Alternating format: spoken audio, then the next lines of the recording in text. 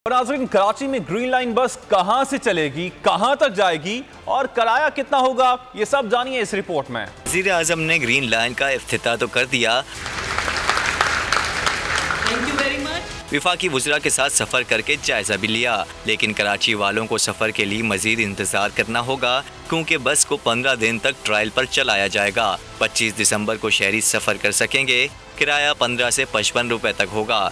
कितना रूट होगा, कितनी बसें चलेंगी, विफाकी वज़ीर असद उमर ने ये भी बता दिया। 80 बसेस हैं, आर्टिकुलेटेड बसेस हैं बड़ी, जिसके अंदर कैपेसिटी 150 तक मुसाफिर एक वक्त में आ सकता है और पीक के ऊपर ये 1 से 1.5 लाख के दरमियान रोजाना लोग इसके अंदर सफर करेंगे। सुरजानी से लेके नुमाइश चौरंगी तक इस वक्त अभी पहले फेज के अंदर बन गया है और अगले साल के अंदर ये एक्सटेंड होके जो सेंट्रल बिजनेस डिस्ट्रिक्ट मतलब आप समझ लें टावर के पास तक इसको ले जाया जाएगा।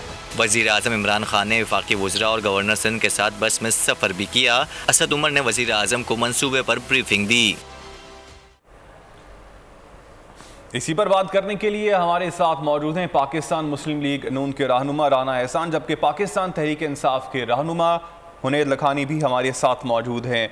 हुनैद साहब, आपसे गुफ्तगू का आगाज़ करना चाहूँगा। कई दहाइयों के बाद कराची को कोई बड़ा प्रोजेक्ट मिल रहा है जिससे उनकी सफरी सहूलियात में इजाफा होगा और जो उनको मुश्किलात थी सफरी उनमें कमी वाक़ई होगी, लेकिन इस सारी सूरत हाल में भी क्रेडिट की जंग जारी है, चाहे पाकिस्तान पीपल्स पार्टी हो, चाहे पाकिस्तान तहरीक इंसाफ हो या फिर पाकिस्तान मुस्लिम लीग नून हो। क्रेडिट लेने की जंग जारी है, रादर देन दैट के फोकस किया जाए कि ये इतना अच्छा प्रोजेक्ट है और उस खटाई में ना पड़े।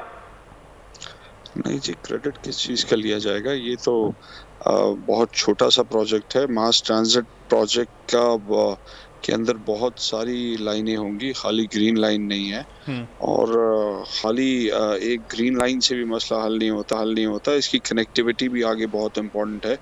कराची जो 4000 अरब रुपए सालाना रेवेन्यू देता है, उसके अंदर ये एक प्रोजेक्ट की कोई वैल्यू नहीं है। इस तरह के 500 और प्रोजेक्ट होने चाहिए शहर के अंदर। पानी K4 का जो है, जो कल होना है, वो पिछले गुजरे हुए कल हो जाना चाहिए था।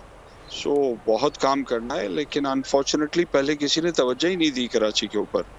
खास करके K4 का जो मसला है, ये तो बहुत सिवियर है। कराची में आज पानी ही नहीं है।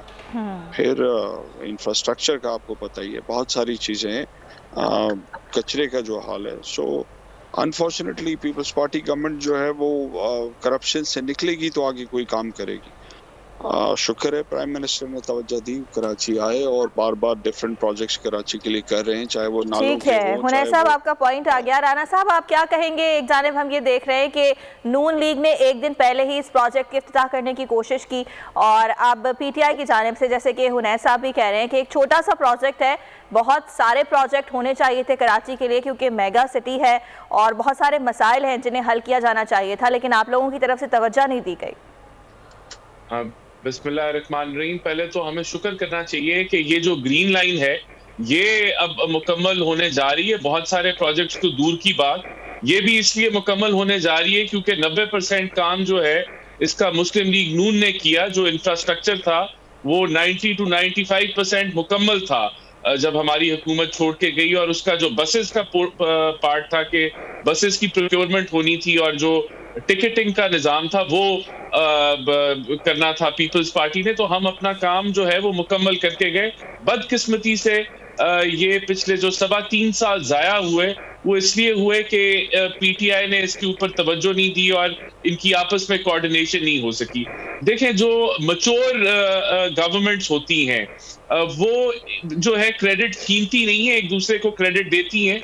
इसका मिसाल मैं आपको ये देना चाहूँगा कि जब मुल्तान का जो नया इंटरनेशनल एयरपोर्ट है वो इनॉग्रेट हुआ तो मियां नवाज शरीफ ने गिलानी साहब को दावत दी कि गिलानी साहब आप आएं, आपने ये प्रोजेक्ट स्टार्ट किया था, और उनको वहां अपनी स्पीच में भी मेंशन किया कि उम्मीद है कि ये प्रोजेक्ट आपने जो विजन किया था उसके मुताबिक हमने इसको मुकम्मल किया है।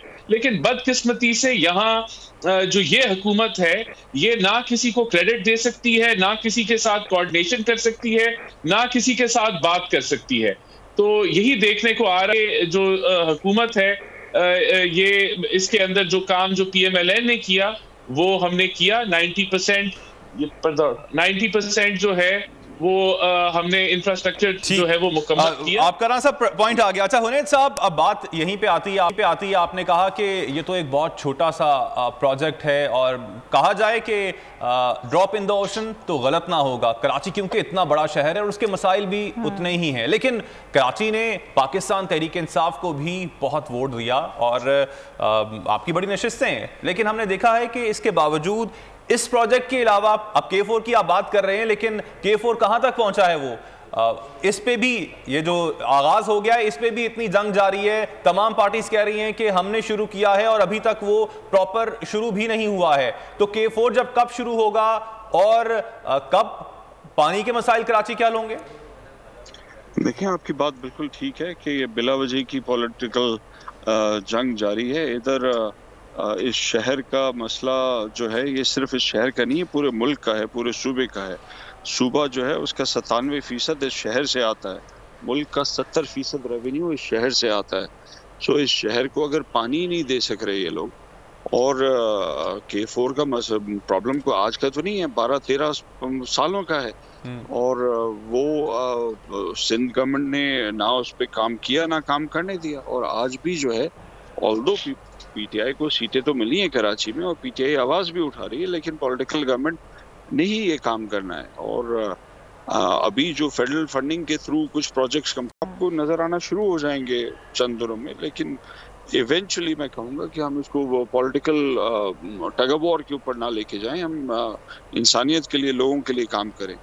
ये शहर जहाँ 4,000 अरब देता है वो 40,000 अरब देगा अगर इस पे थोड़ी सी इन्वेस्टमेंट की जाए तो। ठीक, बहुत शुक्रिया हुनैद लखानी साहब आपके वक्त का। राना एहसान साहब आपने वक्त दिया, आपका बहुत शुक्रिया। सब्सक्राइब करें और बेल दबाएं ताकि कोई खबर रह न जाए।